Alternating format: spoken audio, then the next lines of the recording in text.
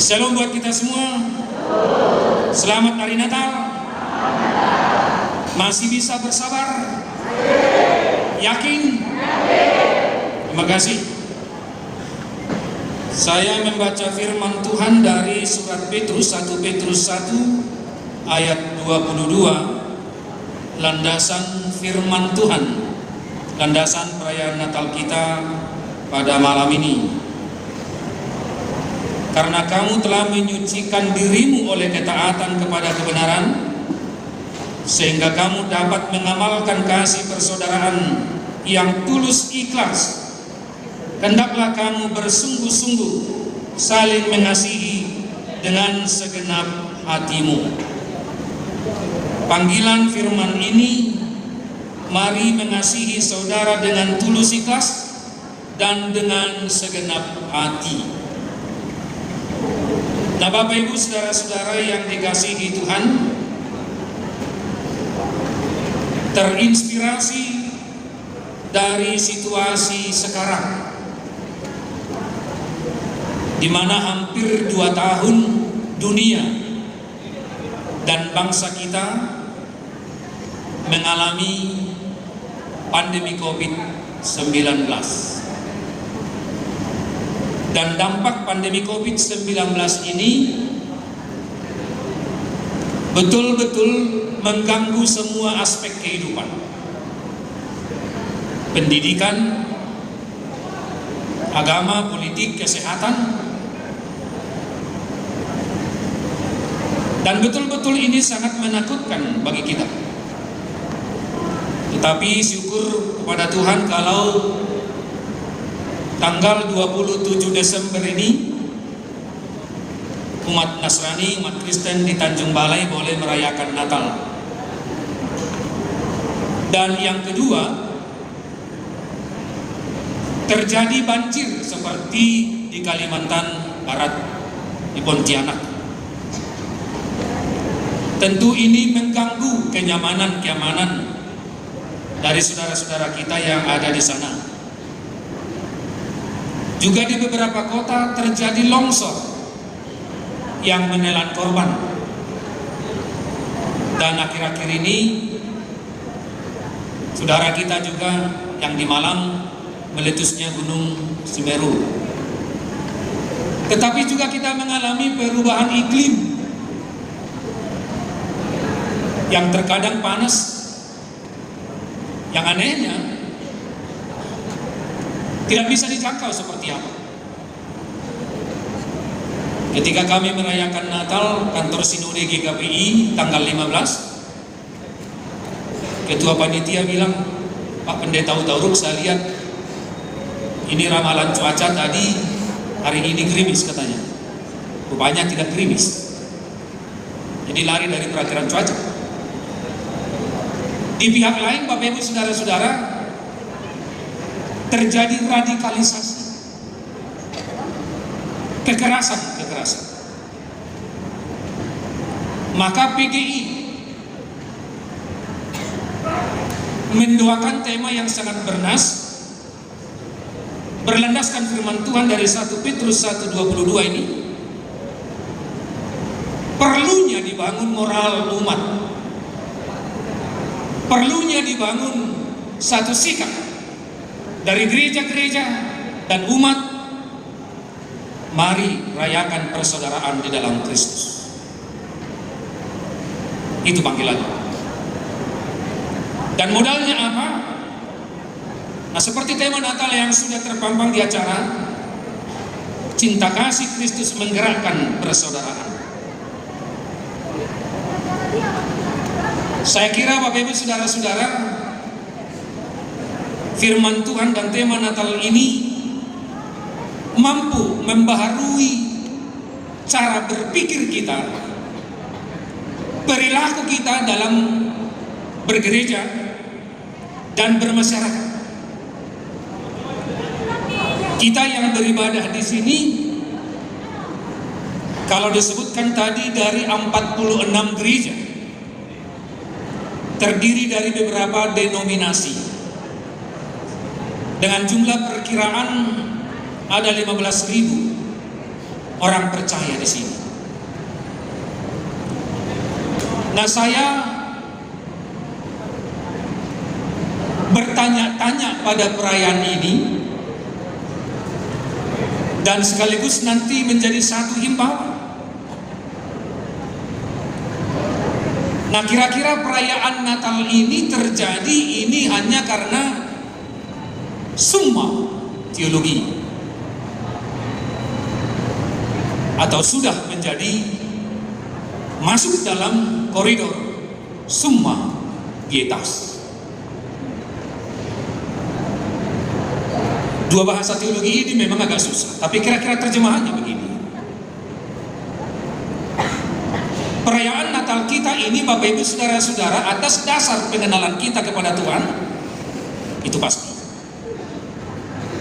Saya yakin itu. Tetapi perayaan Natal kita ini, apakah dirayakan karena hubungan relasi kita yang intim dengan Tuhan? Ini summa pietas.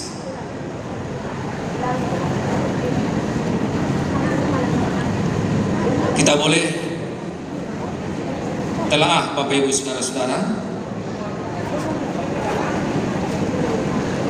bahwa firman Tuhan hari ini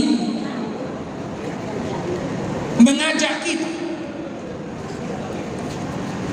dan barangkali sudah saatnya bagi pemimpin-pemimpin gereja, tokoh-tokoh agama untuk move on. Bukan lagi sebatas hanya dengan summa teologi yang akan berujung kepada liturgi-liturgi gereja, bahwa gereja itu bisa dipencarakan oleh altarnya sendiri. Barangkali beratnya masalah yang terjadi di tengah masyarakat harus mendorong pemimpin gereja, harus mendorong tokoh-tokoh agama, mendorong setiap warga gereja keluar dari lingkaran altarnya dan melihat langsung kehidupan masyarakat. Dan ini bisa terjadi, Bapak Ibu Saudara-saudara, kalau terjadi summa pietas, bahwa pengenalan kita kepada Tuhan bisa dilanjutkan dengan membangun hubungan yang intim dengan Tuhan. Dan saya pastikan Bapak Ibu Saudara-saudara yang merayakan Natal pada malam hari ini, kalaupun kita merayakan Natal tidak semeriah tahun-tahun sebelumnya, tahun lalu kita tidak merayakannya, dan tahun ini kita bisa merayakan, puji Tuhan. Tetapi yang terutama dalam perayaan Natal bukan ditanyakan berapa banyak orang yang merayakan, dan bukan ditentukan oleh pernak-pernik Natal, tetapi ditentukan oleh hubungan dari setiap orang yang ada di sini kepada Tuhan. Karena sesungguhnya yang kita rayakan pada malam ini adalah kasih Allah yang besar buat kita. Amin. Sekali lagi, Bapak Ibu Saudara-saudara, jangan sampai menjadi kehilangan makna Natal. Baju baru boleh,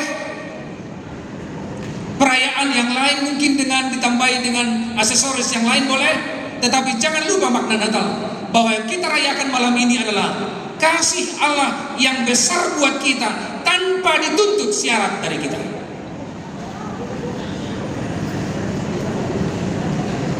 Kalau pada malam ini cinta kasih Kristus menggerakkan persaudaraan, Bapak Ibu, Allah yang pertama melakukannya. Allah mendamaikan dirinya dengan kita manusia berdosa. Allah membuat jembatan, yaitu Yesus Kristus. Yesus Kristus menjadi pengantara kita mendamaikan Allah dengan manusia. Maka tidak ada jalannya kita mengenal Allah kalau bukan Allah sendiri yang memperkenalkan dirinya kepada kita. Nah, Bapak Ibu Saudara-saudara yang dikasihi Tuhan Yesus Kristus, maka pada malam Natal ini kita boleh mengambil satu kesimpulan. Yang pertama, Allah adalah kasih dan sumber kasih. Dan kasihnya itu dinyatakan di dalam Yesus. Dan sekarang kita dipanggil, Yesus menjadi teladan buat kita semua, buat semua denominasi. Jangan kiranya Bapak Ibu Saudara-saudara dogma lebih tinggi daripada perbuatan Allah. Jangan dogma lebih tinggi daripada Yesus. Karena Yesus sendirilah yang menjadi juru selamat kita. Dan kita sudah diselamatkan. Dan di dalam Yesus sekarang dikatakan, rayakan persaudaraan dengan cinta kasih Kristus. Kita mengenal persaudaraan ada karena saudara, ada karena satu gereja, ada karena satu agama, ada karena satu profesi, satu alma mater, ada satu grup WA, ada satu arisan. Kita semua bersaudara. Tetapi pada malam ini Bapak Ibu, sepertinya tema Natal ini mau mengundang kita semua dalam satu rahim Allah yang besar, bahwa kita akan menjadi lahir baru, bahwa kita di dalam cinta kasih Kristus membangun persaudaraan. Karena persaudaraan yang di dunia ini tidak langgeng, tidak menjamin, tidak persaudaraan yang sejati. Karena itu umurnya singkat, bisa mengecewakan karena ego dan kepentingan kita. Lantas kita harus bertanya, kenapa rupanya harus di dalam cinta kasih Kristus kita bersaudara? Yang pertama, di dalam Kristus kita memahami, kita boleh melaksanakan empati yang sesungguhnya. Empati. Dalam Matius 9 ayat 36. Ketika orang banyak mengikuti Yesus, siapakah yang mengikuti Yesus itu? Tidak ada disebutkan agama Abraham, agama Musa, atau agama manapun. Yang mengikuti Yesus ini adalah orang banyak. Lalu dikatakan, tergeraklah hati Yesus oleh belas kasihan. Tergeraklah hati Yesus oleh belas kasihan. Nah Bapak Ibu Saudara-saudara, kalau di Tanjung Balai ini, dari orang kecil sampai orang yang terhormat bisa merasakan perasaan orang lain, atau katakanlah tergerak hatinya oleh belas kasihan, maka kota Tanjung Balai akan semakin maju. Tuhan Yesus melihat orang banyak yang lapar itu, tergerak hatinya oleh belas kasihan.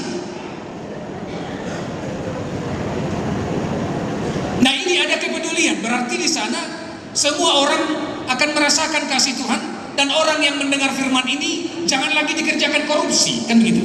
Karena orang yang korupsi, orang yang tidak tergerak hatinya melihat orang miskin. Yang kedua, kasih Kristus memerdekakan. Kasih Kristus memerdekakan. Ada rupanya kasih-kasih yang memenjarakan, ada. Membantu orang dengan kasih agape itu memerdekakan. Membantu orang supaya dia takut dan mengikut itu memenjarakan. Kalau Bapak Ibu belum ngantuk, cerita tentang memerdekakan ini, ketika orang Parisi berbondong-bondong menggiring seorang perempuan berdosa. Ini perempuan berdosa, ini harus dirajam sesuai dengan hukum agama Yahudi. Tuhan Yesus menulis-nulis di tanah, siapa yang tidak berdosa di antara kamu, dialah lebih dulu melemparnya. Karena dikatakan begitu, semua orang berdosa, semua mundur. Lalu Tuhan Yesus menulis-nulis lagi di tanah.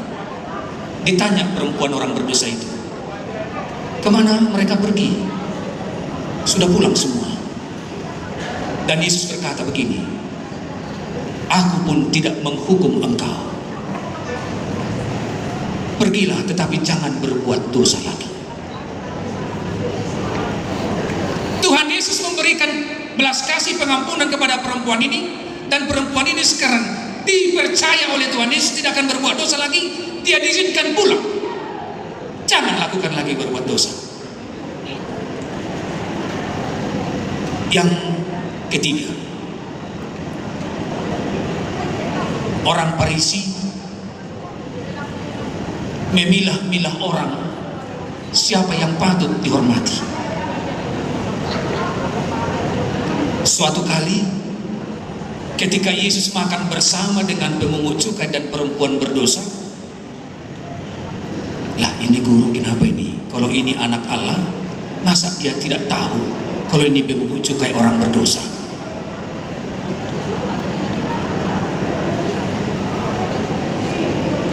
Mudah-mudahan Bapak Ibu di Natal ini hargai orang lain sebagaimana dia ada.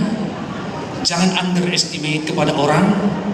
Di dalam cinta kasih Yesus, kamu boleh melihat saya boleh melihat Bapak Ibu sebagai manusia seutuhnya yang diciptakan Allah. Kita tidak beda.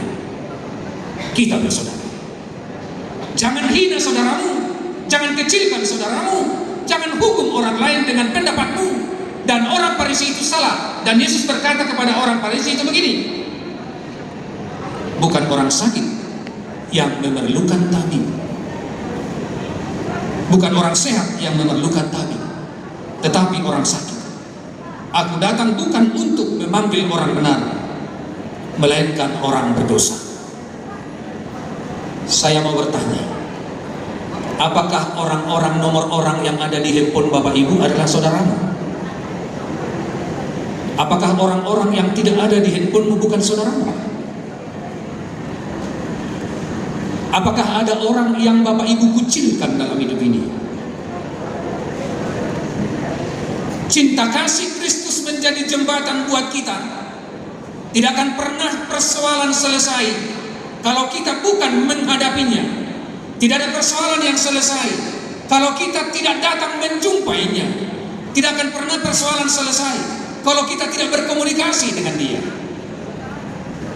Tabib adalah untuk orang sakit, bukan untuk orang sehat. Aku datang bukan untuk memanggil orang benar, melainkan orang berdosa. Yang keempat, dengan kasih Tuhan Yesus mengorbankan dirinya. Dalam hal ini kita belajar bagaimana Yesus itu betul-betul dapat kita teladani. Dia mengorbankan dirinya, dia mati untuk kita, dan dia bangkit untuk kita. Maka pada perayaan Natal ini Bapak Ibu, kita dipanggil semuanya, jangan ada raja tega, jangan ada orang yang mau mengorbankan orang lain. Ini dia. Jangan ada orang yang mau mengorbankan orang lain. Justru dalam perayaan Natal ini Bapak Ibu, kita dipanggil untuk mengulurkan tangan, bukan untuk mengepal tangan, tetapi kita dipanggil supaya kita boleh membantu saudara-saudara kita yang membutuhkan pertolongan dari kita. Nah, ini firman Tuhan untuk kita. Terakhir, kalau firman Tuhan hari ini mengajak kita menggerakkan persaudaraan dengan cinta kasih, dan sesuai dengan subtema bersama seluruh umat Kristiani dan seluruh komponen bangsa untuk saling mengasihi sebagai saudara, dan gereja berjuang dalam setiap pergumulan bangsa, khususnya dalam menghadapi pandemi COVID-19. Saya menceritakan sebuah cerita singkat. Jadilah jembatan yang mendamaikan orang yang bertikai. Dua saudara yang hidup rukun selama 40 tahun. Suatu hari yang malam, si adik yang paling bungsu menggali sawah yang menghubungkan rumahnya dengan abangnya. digali menjadi seperti sungai. Si bungsu berpikir supaya abang saya tidak bebas masuk ke sini. Lalu si abang berpikir, kenapa nih saya berbuat demikian? Bukankah persahabatan kami sebagai abang adik selama 40 tahun berjalan manis?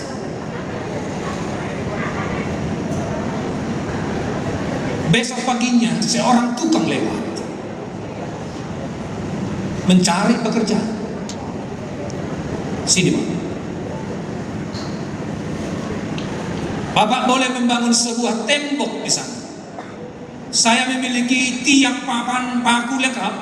Tolong satu hari ini bangun 10 meter tingginya tembok sepanjang galian adik saya itu, supaya saya tidak bisa lagi melihat dia. Lalu dia pulang, dia pergi meninggalkan tukang itu. Apa yang terjadi? Pada sore hari dia pulang, dia tidak melihat ada tembok. Yang dia lihat ada seorang laki-laki, adiknya sendiri, berdiri di jembatan yang sudah dibangun tukang itu.